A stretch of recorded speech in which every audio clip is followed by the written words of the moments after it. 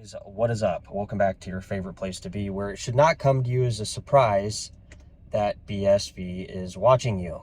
Okay, and a lot of people were like, dude, where were you yesterday? You were out in front of KFC dancing to drum and bass music and eating fried chicken with extra crispy, spicy, and original flavors with a large mashed potato and gravy, and pissed because they didn't have any biscuits. Wow. Anyways, guys, so a lot of people were reaching out yesterday. I had some people hit me up through my email address. Had people commenting, say, oh, this didn't age well, this didn't age well, because Bitcoin SV dropped about 20% yesterday. The whole market was green. We saw Bitcoin Cash edge up to $522. We saw the market significant increase in a variety of altcoins, XRP, some coins, and Bitcoin SV was just randomly down 20%. A lot of people might be wondering, well, dude, do you think Bitcoin SV is going to end up like Bitcoin Diamond? And the answer is no, guys. The answer is no. The reason Bitcoin Diamond went to zero is basically because exchanges stopped supporting it. There was a pre-mine in there, and they were exploiting the computer code that was never Bitcoin to begin with. It used a different algorithm. The market cap, even before it even collapsed, was only like a couple hundred.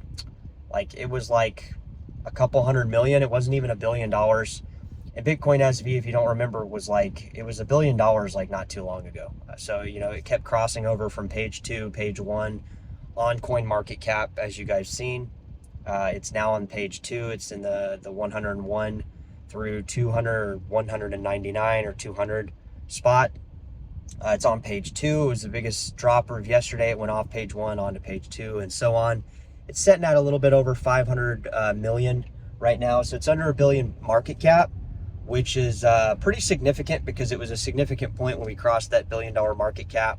And we're down, when you think about it, guys, we're down 200-300% from where we just were, meaning we were 1/4 of where we were just the other, a few months ago. So a lot of people, guys, they don't look at this stuff. They're looking at Bitcoin SV. They're laughing. They're like, oh, Bitcoin SV is down 20%. Oh, I'm gonna go to Cryptocurrency Theory's YouTube channel and talk crap and verify that I know more than he does. But they keep watching the coin. That's the whole funny part, is they keep watching the channel. They keep watching the crypto coin. They keep watching Bitcoin SV. See, guys, if I say I don't like a coin, or I'm not interested in a coin, or I think a coin's crap, you know how much I go back and look at it? I never do. I never even, if I think a coin's crap, and I don't think a coin's worth anything, and the community's crap, I never even look at it. I never even go back to even see how it's doing to even validate. The only validation we do on some of these coins is when we do the top 100 and we go, oh, well, Solana's back down to 150. I don't spend time looking at coins that I'm not interested in. So these people, they keep talking about how crappy Bitcoin SV is, yet they keep looking at it and trying to figure out. They don't reference that we know that they're still looking at the coin. So it's kind of stupid. But today, in this video, we're going to be talking about, for the next minute or two of this video, so I can upload it, because we're still down here on the 3G network down here in Baja, and I want to get this video to you guys. Bitcoin SV is watching you. Okay, just like Monero is watching you all of 2024. Every time we looked at Monero, the market was down, Monero was up, Monero was down, the market was up or down. It's running inverse proportions to the market. And if you notice, there's always a coin that's doing this. It was Monero last year. It was Bitcoin Cash the year before in 2023. When I first got into was Zcash.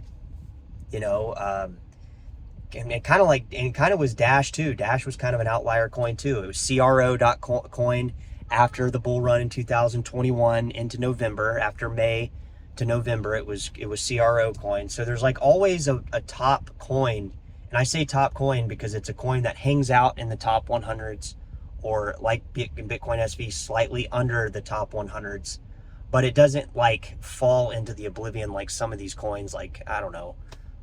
You can name a Feather coin or Red coin or any of these other ones that have been on the top 100 and then just have faded into the oblivion. They're basically worth nothing. But that's not the case in Bitcoin SV. It's up 8% right now. It was down 20%, so we're down 12% from 2 days ago. And the whole market's down today. You know, it should come to be, you know, as no surprise. And that's what I keep saying. People are like, oh, this just proves that we're right again. But it doesn't prove that anybody's right. It proves that everybody's wrong and that nobody knows really how this crypto stuff is going to move. And how it really moves, guys, and how you should start thinking about it moving is a total, you need to look at this in totality. What is the system doing ongoingly?